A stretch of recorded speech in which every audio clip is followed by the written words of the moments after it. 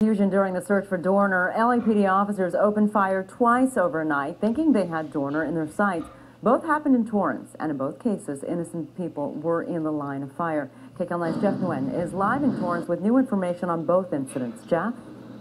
Well, Sharon, tonight, one of the women who was shot by police is in the ICU, and in both of these cases, the people involved have signed up with lawyers. This evening, a Torrance neighborhood was sealed off hours after LAPD officers mistakenly opened fire on this royal blue Toyota Tacoma. The shooting left 47-year-old Margie Carranza with minor injuries to her hand after glass shattered on it. Her mother, 71-year-old Emma Hernandez, is in intensive care at Harbor UCLA Medical Center and listed in good condition after being shot in the back. Tonight, the women asked their new attorney to speak to us. There was no warning, there was no orders or no commands, just gunshots. Glenn Jonas says his clients were delivering newspapers for the LA Times this morning when a police car with its doors open was in front of them. The women didn't think anything of it, so they continued with their work. Officers were protecting the home of a high-ranking LAPD member during the search for suspected cop killer Christopher Dorner, who was believed to be driving a dark-colored Nissan truck. The vehicle's a different color. The license plate doesn't match. There's nothing there for you to start shooting people. And even if they had the person in question, Mr. Dorner, you still have to give him an opportunity to get out. You can't just start administering street justice. During a news conference on the Dorner case, LAPD Chief Charlie Beck talked about how officers thought the women's truck matched the description of Dorner's pickup. Tragically, we believe that this was a case of mistaken identity by the officers. Also this morning, just blocks away, a second officer-involved shooting happened. In this case, Torrance police opened fire on this black Honda truck as they were rushing to help with the first shooting. Tonight, the driver of this truck is also talking to attorneys as well.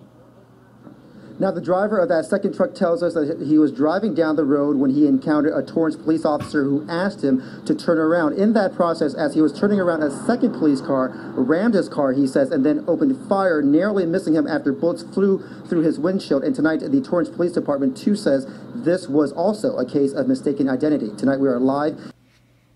Hello, everyone. Welcome to GGN. Today is Tuesday, April 2nd, 2013. I'm Darko. I'm going to just start off with a bunch of weird things I've been seeing going on in the news. But a suspect in prison chief's death was freed 4 years earlier. This is the Colorado police chief that was killed. The man suspected of killing Colorado's prison chief was still supposed to be behind bars. So again, they say it was a clerical error. So you can go there and check it out, but it says here that they also have a strong connection between the killing and the murder of Nathan Leon and the pizza delivery driver who was found dead in suburban Golden, Colorado. So they say that Ebel was killed 2 days later in northern Texas in a gun battle with authorities that left a sheriff's deputy wounded. This individual's ankle bracelet failed days before Colorado killings. An ankle bracelet monitoring the whereabouts of the parolee Evan Ebel stopped working 3 days before he allegedly murdered Denver pizza delivery man and 5 days before the Colorado prison chief. This was actually happened right on the eve of Colorado passing gun legislation. So the thing to remember too is that this whole thing is shrouded around him being a white supremacist. Killing of DA, district attorney, and wife in Texas raises fear of wider plot against law enforcement officials. The last time a prosecutor was gunned down in Texas is Kaufman County in January. So it goes on here, says that Mark Hassey was shot to death by an unknown assailant January 31st. And also, just 2 years later, this is this story, this McLellan and his wife were found shot dead in their home in East Dallas, Texas. This, of course, are raising fears of plot to kill law enforcement officials. They wouldn't say whether the two prosecutors' deaths were related. He wouldn't say if the home showed any signs of forced entry. He wouldn't say if there was any indications that a white supremacist group was involved. Then I saw this article today. 2 dangerous inmates escaped from Texas jail. Texas authorities are using helicopters and dogs to search for 2 dangerous Texas inmates who escaped from jail this morning by squeezing through a gate. This is like a movie or something, leaving behind their black and white prison suits on the railroad tracks behind the jail. It was at a place that basically processed people until they were seen in court. There was 80 inmates who were held there waiting a trial. So they go on to say how dangerous they are, and they were actually put in special, it says they were basically on a special type of prison cell separated, but somehow they were put out on the recreation yard to have outside rec, and undoubtedly squeezed through the gate and took off. So something doesn't smell right. The drug cartels dispatch agents deep inside the United States. This is coming after the United States is going after big banks for, well, supposedly going after them for money laundering with the drug cartels, basically laundering money from drug cartels into U.S. banks. Well, they call themselves U.S. banks. Mexican drug cartels, whose operatives once rarely ventured beyond the U.S. border, are dispatching some of their most trusted agents to live and work deep inside the U.S., an emboldened presence that experts believe is meant to tighten their grip on the world's most lucrative narcotics market and maximize profits. So it said they could, the syndicate could move into American interior, and says here it could be harder than ever to dislodge and pave the way to expand into other criminal enterprises such as prostitution, kidnapping, extortion, rackets, and money laundering. Yeah, so the government doesn't like competition, along with all other criminal crony corporations that they allow to exist that are too big to fail, too big to jail. Some of these U.S. cartel operatives are suspected of running drug distribution networks in at least 9 non-border states, often in middle-class suburbs in the Midwest, South, and Northeast. Military's war on drugs is back as U.S. Navy looks to net big catches in the Pacific. So instead of just letting it go and helping these big drug cartels go under by legalizing or decriminalizing it, this boat was sailing in the Pacific as part of Operation Martillo, a mission launched in January 2012 by the U.S. with Central American nations in an unprecedented militarization of the war on drugs. But they basically go on there and say how they go on and harass fishing vessels and stuff like that, looking for contraband. UPS to pay $40 million for illegal drug deliveries. It says here that the U.S. agrees to $40 million fine to end a U.S. probe into deliveries for illegal online pharmacies.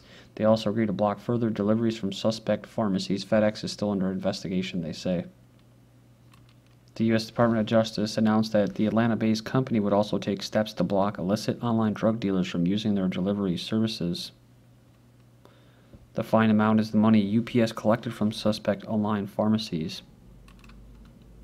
So we're talking about a non-free market here. You have FedEx, UPS, Pepsi, Coke, Microsoft, Apple. This is not a free market. This is completely controlled capitalist system. And so it just kind of makes you laugh. You know, these two giants are getting the Department of Justice coming after them for what? So the government can maintain a monopoly on pharmaceutical drugs. It takes $8 to make most of them, and they charge anywhere from, you know, what, $20 to $2,000 for some prescription drugs. So they don't want people that aren't don't have the means to pay these overinflated prices that the government keeps going. But what? They want to clamp down on them so they can't find a cheaper alternative. Confederate Heritage Month is appalling. It says yes, Georgia really does celebrate this. It says here when this John Avalon heard yesterday that Georgia is celebrating Confederate Heritage and History Month, he thought it was an April Fool's joke. But he says, no, it's real, signed into law by Governor in 2009 to celebrate by 6 other states. And says here he talked to the backer about it in the email. He claims the South was peaceful, rural, and Christian during the pre-Civil War slavery era. He insists to Avalon that the history book misrepresents that era, making the South ought to be evil, which is, I agree with 100% completely. This isn't heritage, this is wholesale historic revisionism. So that's what they say for people that try to question anything surrounding World War II and the Holocaust. And it's ugly stuff, he says. That's why most people don't even want to go there. It took our country 100 years to bind the wounds of the Civil War sufficiently to begin truly following through on the promise of ending slavery by ending segregation, which is complete bullshit, because the United States actually had in the North segregation. That was government-induced segregation. Racial segregation in the North. So they didn't give a crap about, you know, I don't know, I'm preaching to the choir again here, but they didn't give a crap about slavery. Abraham Lincoln was basically admitted. He just wanted to preserve the Union. So it says here, it's naive to pretend, as so many do today. I don't think so. I think most people are just zombies and believe it. I mean, their rewriting of history, that this struggle for equal rights was not deeply opposed by many who are still alive, arguing in favor of separatism and hate. So it had to do with trade tariffs and what the North was doing. That's why they call it the War of Northern Aggression. They didn't call it a civil war. Again, that's just another propaganda rewriting of history. So it says here they're hiding their true emotions under superficially high-minded talk about states' rights. So he says the neo-Confederate movement does exist, and it's scary, he adds, to get everybody scared. You don't want them to think for themselves, and, you know. So a lot of people in the comment boards are seeing through it, though, but I guess there's other people calling them Nazis. On that note, Greek neo-Nazis plot U.S. expansion. We've covered this before in Europe about the rise of these in Italy and France and parts of Scandinavia, but mostly in Greece. Golden Dawn's overtures are not going over so well.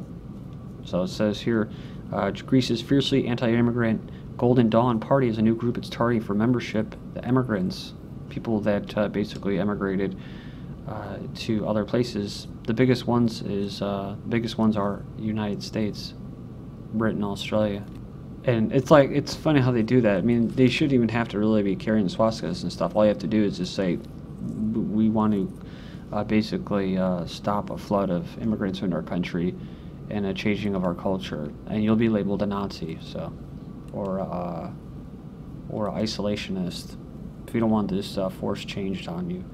Associated Press drops term illegal immigrant. New agency style guide bans the term. From now on, AP will no longer refer to people living in the country as illegal immigrants or illegals.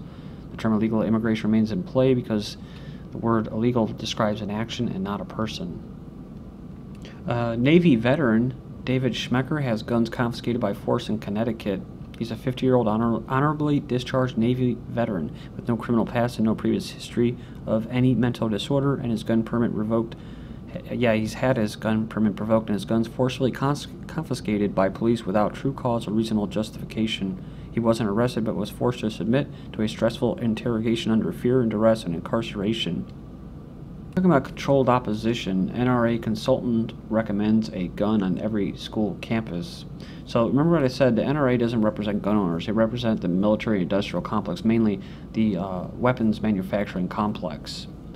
And so it's much like this movie I just watched yesterday, Promised Land, and I hate to ruin the ending, but it's basically, that's what this movie's all about. He is the bad guy, and then you got the environmentalist, the good guy, and it comes out that what? Oh, the environmentalist actually works for this natural fracking company. So go figure, right?